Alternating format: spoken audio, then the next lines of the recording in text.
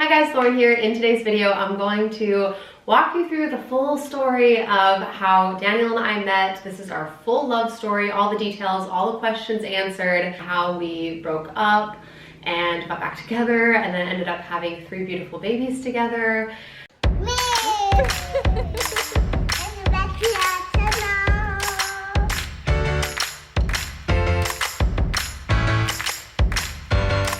If you found us through our recent video that went viral, thank you so much for being here. It's been a crazy week. Okay, so in 2015, I was living in New York City. I was living in Manhattan, the Big Apple, and I was just trying to figure out what I wanted to do with my life. I was on a mission to really focus on myself, really figure out who I was, the kind of impact I wanted to make in the world, what I wanted to do, and it came to a point where I decided I wanted to just travel for a while. So I booked a one-way ticket from New York City to Australia. I was 19 at this point, and I landed in Sydney, Australia with the sole intention to focus on me, myself, and I. So my plane landed and I'm there and I am living as an au pair. I was living as a live-in nanny, for those of you guys that don't know what an au pair is. So I was living with a host family. I was nannying their kids. I didn't have any friends yet, obviously. I just landed in this new country by myself. I was bored, bear with me, but I was bored. And I had no intentions of going to meet anybody, but I did want to just talk to locals. So I pulled out the app Tinder. I know the stigma that surrounds the Tinder app, but trust me when I say I did not intend to meet anybody. I just thought I just need to talk to like some people who are local. I need to feel like I'm not completely alone on the other side of the world. So I'm on Tinder, and then I came across this one guy, and he was really tall. And I'm a tall girl, I'm 5'10". So I always have said that whoever I end up with has to be tall because I need to be able to wear heels, and I'm not saying there's anything wrong with dating somebody that's shorter than you, but my personal preference is that I always envision myself with a tall man. So I come across this guy, and he's very tall, and that's the first thing I notice. And then I notice he's a soccer player, and I'm like, oh, he's athletic, that's attractive. And so I am, I've obviously swiped right on him. He swipes right on me, and we start talking. And he has this sense of humor that's very, very dry. And he was making all these jokes. We were just back and forth, getting along pretty well, but he was making me laugh. So here's a spoiler alert. Guys, men, or anybody watching this, the key is to make the person laugh. Like if you can make them laugh, you're already one step closer. So he was just making me laugh. We were having, chit-chatting, and it was making me feel a little bit less alone, which is what I was just really looking for, honestly. We had been talking for maybe 1.5 weeks, week and a half by this point, and he finally asked if I wanted to meet up.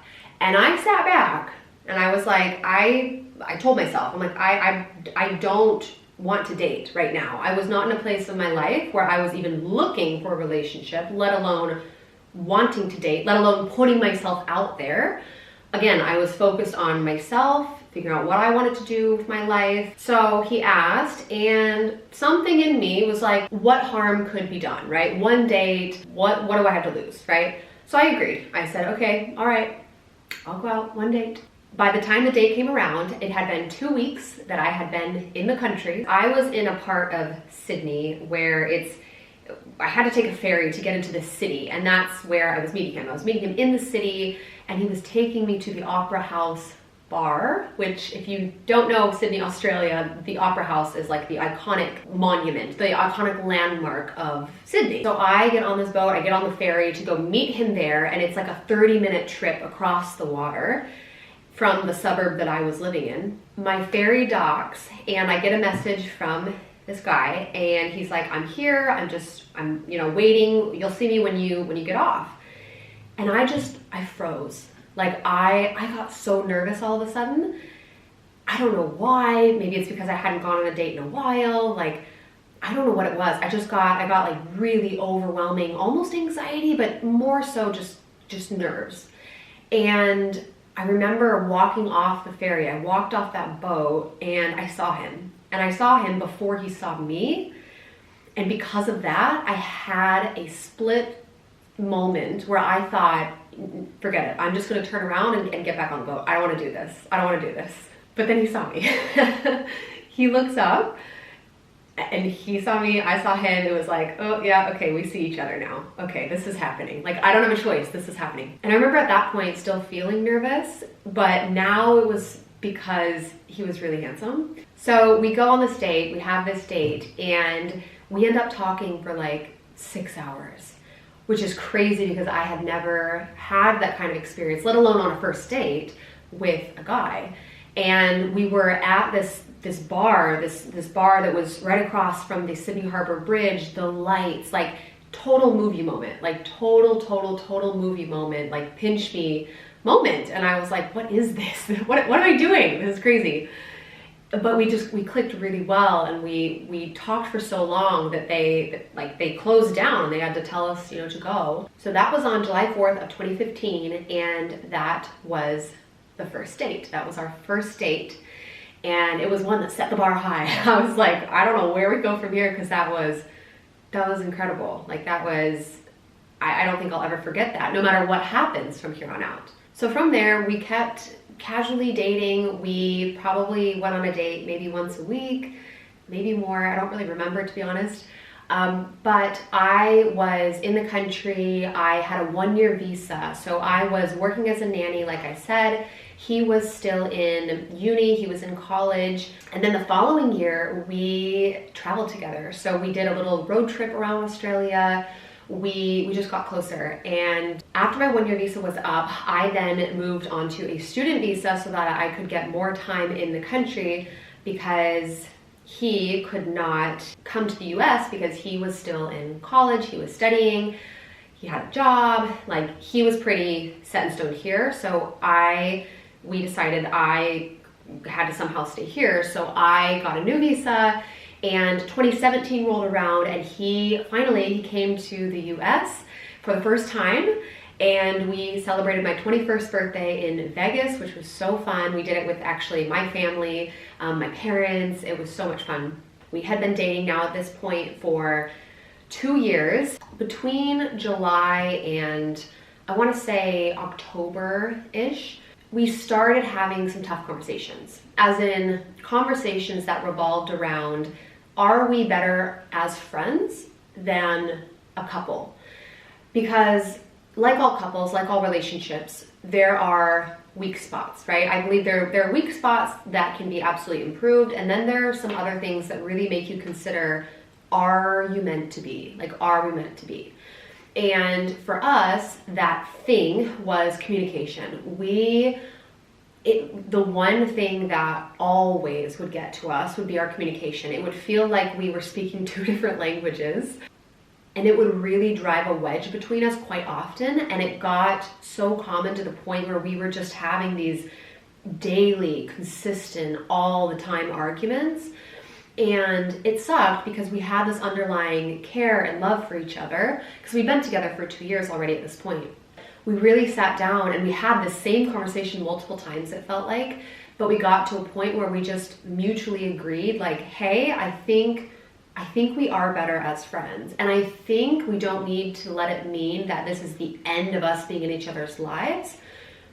We wanted to be in each other's lives. So it wasn't this dramatic, nasty, vile breakup that a lot of people seem to assume when it comes to breakups, right? And I noticed that in our video that went viral, a lot of people were assuming that I broke up with him, he broke up with me, he must have, hated me, I must have hated him. No. I believe there's many, many relationships that don't end that way. And I understand that it might be less common, but that was our case. So we sat down and we had that final tough conversation where we came to terms with the fact that we thought we were supposed to just be friends and we would always remain in touch, and all was well. So by this point, it was November of 2017, and I decided to book a flight back home, back to the US. I left Australia, I want to say it was December 12th. It was somewhere around there, December 12th, December 13th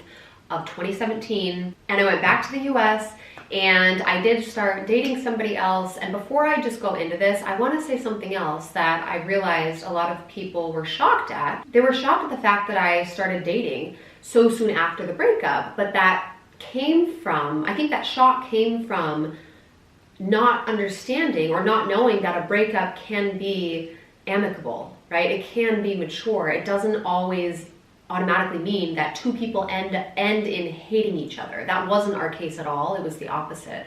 So I wanted the best for him. He wanted the best for me.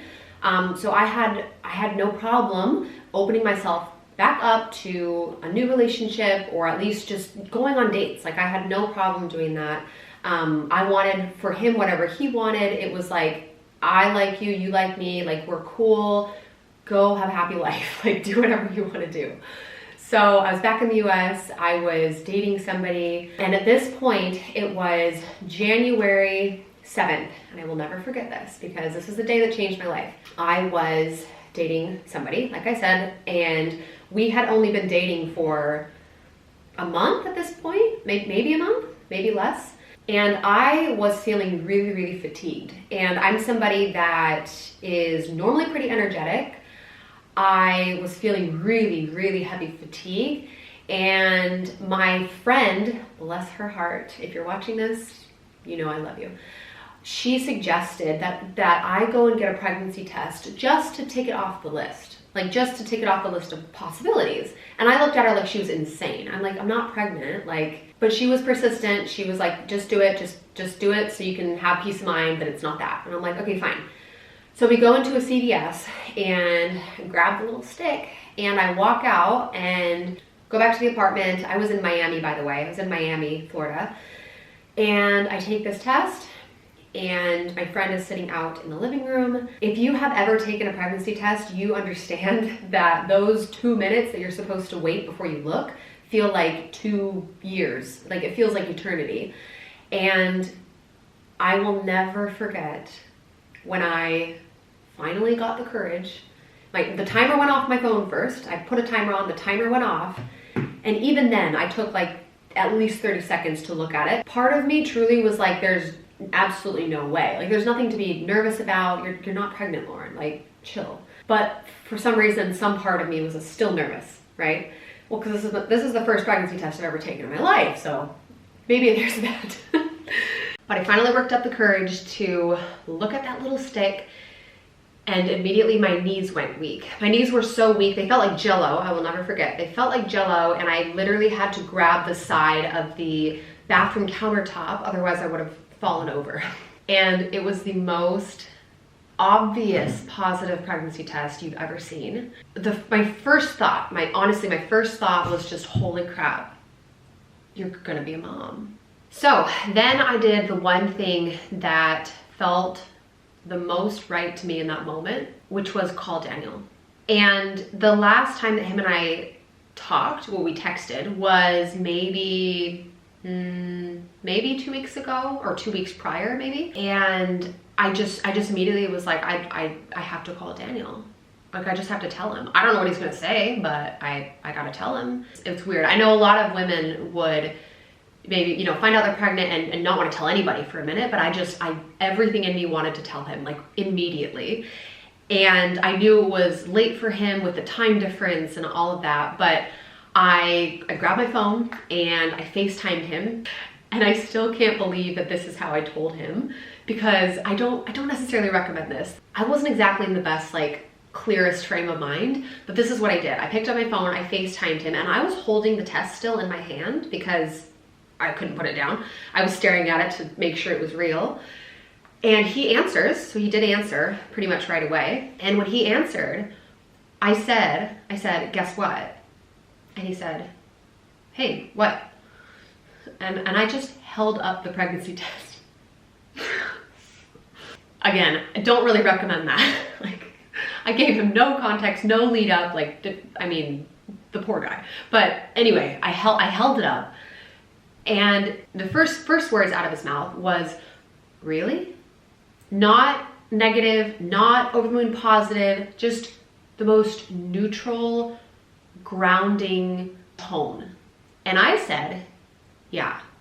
He said, it'll be okay. And then I just ugly cried. I just broke down in tears. At that point, I was not expecting anything in particular. I had no idea what he would say. I knew he was a good man, and I knew he had a good heart, because those are the kind of men that I pick and that I choose. But I had no idea in this scenario how he would react or wouldn't react. And so the fact that he said those words meant everything to me in that moment, and unknowingly was a big foreshadow as to what would happen to us and our life. So that was that moment that we both found out that we were going to have a child together. So from here on is where it got a little bit messy, it got a little bit tricky. And what I mean by that is I obviously told the person that I was dating, I told them, I was just honest, and I said, I'm pregnant. And you can imagine obviously how difficult that would be to hear as well as to say, especially if, you know, I liked the guy I was dating, like great guy, like everything was okay. There was nothing wrong. But I told him obviously, and he, being such a good guy that he was willing to stay. And I was in this place where I felt honestly overwhelmed with love and gratitude for just everybody around me. Daniel had reacted so well. The guy I was dating reacted as well as you react to news like that. And I was in this place now where I realized that I didn't feel like I had space for anybody else. It was so overwhelming to me to discover that I was going to become a mom, yet I always wanted to become a mom. So that was something I've always known since I was really young, that I wanted to be a mom. I wanted to have multiple kids.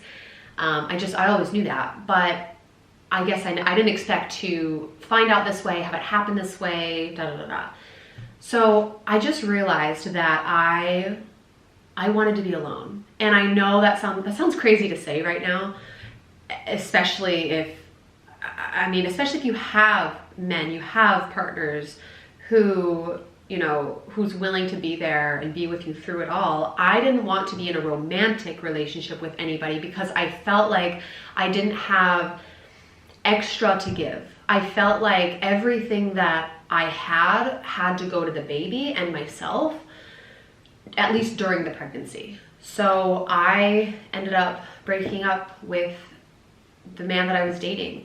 And that wasn't easy. That was hard, and there was a lot of tears between both of us, but we both acted like the adults that we are, and we both ended things on good terms, and it was sad. It was hard, I'm not gonna lie. But what I did from there was I went and visited my parents for a while. I stayed there for a month, and during that time, Daniel and I stayed in contact. We were just messaging. He was just making sure, you know, I was okay and checking in on doctor appointments. And I think 2 months went by. By this point, it was April of 2018. And it came to the point where we decided that I was going to make a trip out to Australia. And we were going to just hang out. He was going to get to see me pregnant with his child. And we were just going to spend some time together as friends. So I got to Australia April 2018, and the first thing that we did, he picked me up from the airport, and that was crazy because I had a baby bump at this point. The last time we'd seen each other, I was not pregnant, we didn't think. I definitely wasn't visibly pregnant. So the first thing that we did was we drove to the early gender detection clinic, and we found out that it was a girl. So a few weeks go by, and we're hanging out, chatting, da da da, and we have a conversation. We get to a point where we say, look, I don't think we should get back together for the sole reason that we're having a child together.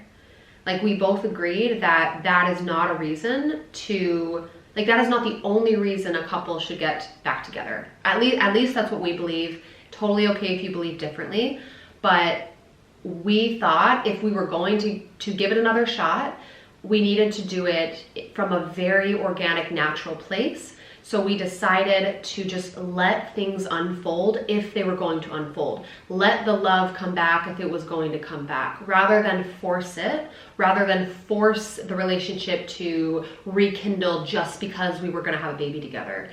So we did that. We just kept going about our days, our time together during this trip of mine, and it did come back. The feelings for each other, the spark, whatever you want to call it, it did come back. And by the end of the trip, we were figuring out what the heck we were gonna do, what country we were gonna have the baby in, which was a crazy question to have to answer. But we ultimately ended up deciding he left college. He had 1 semester left to finish his degree, but he wanted to leave because you can always go back and finish things like that, but you don't have a baby every day, right? He left his college and he came over to the US, and we decided to have our daughter Stella in the US together and welcome her together as a family. So that was September 2018. We welcomed baby girl number 1, Stella Ray.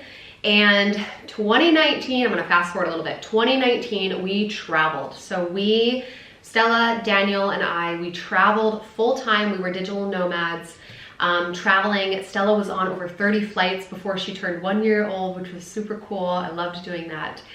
And it came to, I wanna say August, or July or August of 2019, and I got the feeling that I was ready to go again. My body told me that it was ready for another baby, and Daniel agreed. So we started trying for our second daughter, which we did get pregnant with on, I want to say our third month of trying to conceive.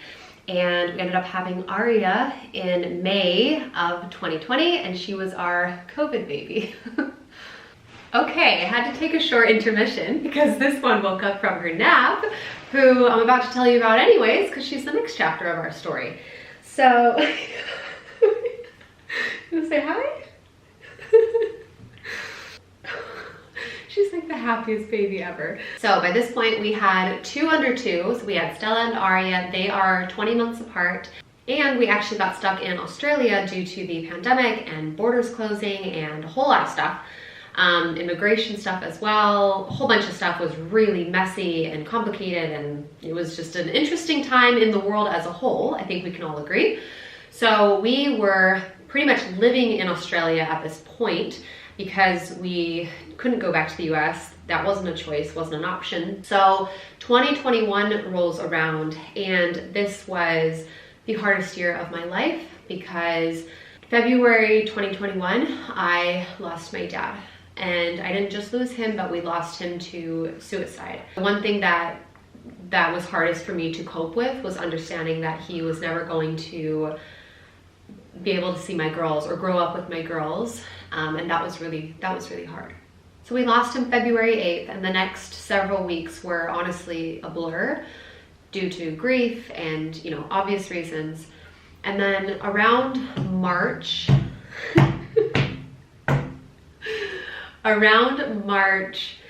maybe the second week into March, I started feeling a very familiar fatigue. So bad this time that I was in my office, I was in my home office, and I literally laid down on the carpet, like on the floor, because I had to sleep. Like I needed a nap right then and there. And as soon as I did that, I was literally curled up on the floor, and I fell asleep immediately, no problem. I was like, something is off. So I run to get one of those almighty little sticks again, and I go and I take it, and what did it say? It said you were coming. Now we always wanted 3. We always said 3 or 4 was like our number. But with having just lost my dad a month prior, I never in a million years, like obviously didn't plan for the 3rd to come that soon, let alone during a time where I was trying to, what are you doing? I was trying to process, I was trying to grieve. And then this one, little light in our life. So we found out that she was coming, and what else? What happened? And she was due on December 28th.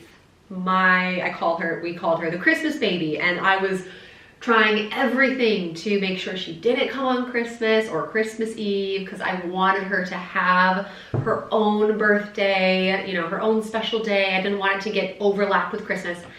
And she, by a miracle, came on her due date on the 28th. So December 28th, 2021, Daniel and I become parents of not one, not two, but 3 little girls. I was over the moon excited because I'm one of 3 girls myself, so I love the dynamic. And little Ava Dior was born and came into our life. Yeah. So that is Daniel and I's love story. That is how I ended up with a man who's from a completely different country across the world. And all of our girls are dual citizens. Yes, you don't know how lucky you are. Yes. They're all citizens of the US and Australia, which you will appreciate when you are older.